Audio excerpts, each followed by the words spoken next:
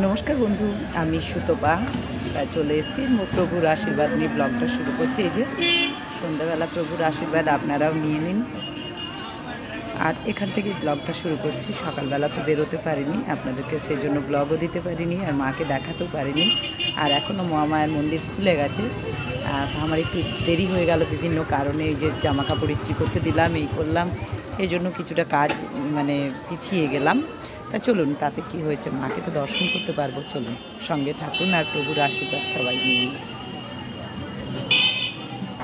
আর আজকে সকাল থেকে এতটাই কাজ যে একদমই সময় করতে পারিনি। সত্যি বলছি, আমারই খুব খারাপ লাগছে। প্রতিদিন বলি দেখাবো, কিন্তু দেখাতে পারছি না আপনাদেরকে সময় মতো করে।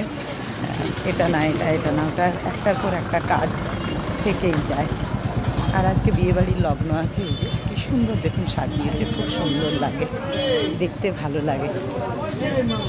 আর এই সবজিওয়ালারা যেমন প্রত্যেকদিন থাকেন, এই যে নিয়ে দাঁড়িয়েছেন আর আমিও যাচ্ছি। এই যে চলুন মহামায়ার দর্শন করাই। মনে হচ্ছে কতক্ষণ দেখিনি, কতক্ষণ দেখতে পাইনি বলে মনটা যেন ছটফট করছে।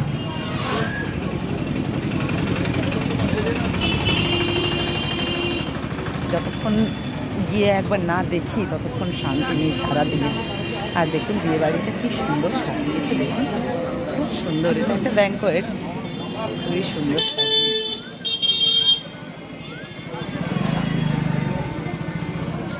বেশ ভালো লাগে দেখতে। আর আমাদের এখানে একটু ঠান্ডাটা কম কম যেন মনে হচ্ছে। আর ওই যে দূরে শুনতে পাচ্ছেন আওয়াজ, খুবই সুন্দর আওয়াজ। আর মালাগুলো দেখুন খুব সুন্দর। চলো সেই চেনা জায়গাটি এসে গেছি।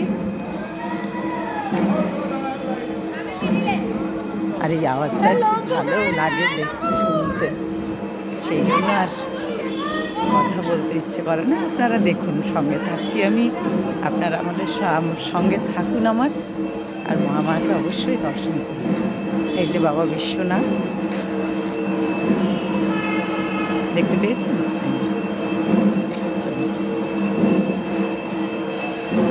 এই আওয়াজটা বেশি ভালো লাগে না? দেখুন এই যে দর্শন মহামায়ার আরতি চলছে।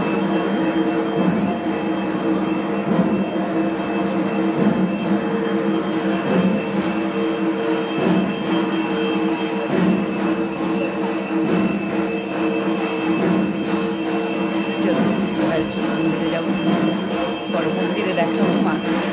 এখানেও প্রভুরা ইয়ে চলছে, সত্যনারায়ণ।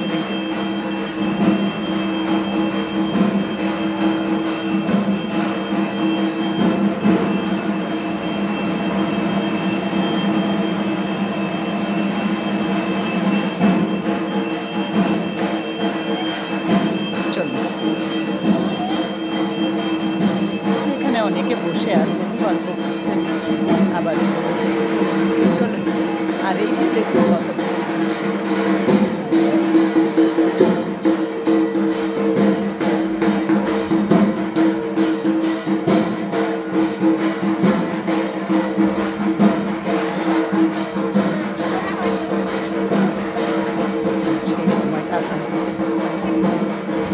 মূল্যবান সময়। আমার তো তাই মনে হয় যে অতি মূল্যবান। মা খুব ভালো লাগছে। আপনারা সবাই দর্শন করেন। এই যে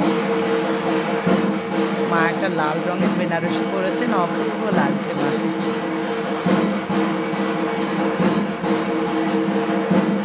আর অন্যভাবে শাড়িটা পরানো হয়েছে, খুব সুন্দর লাগছে।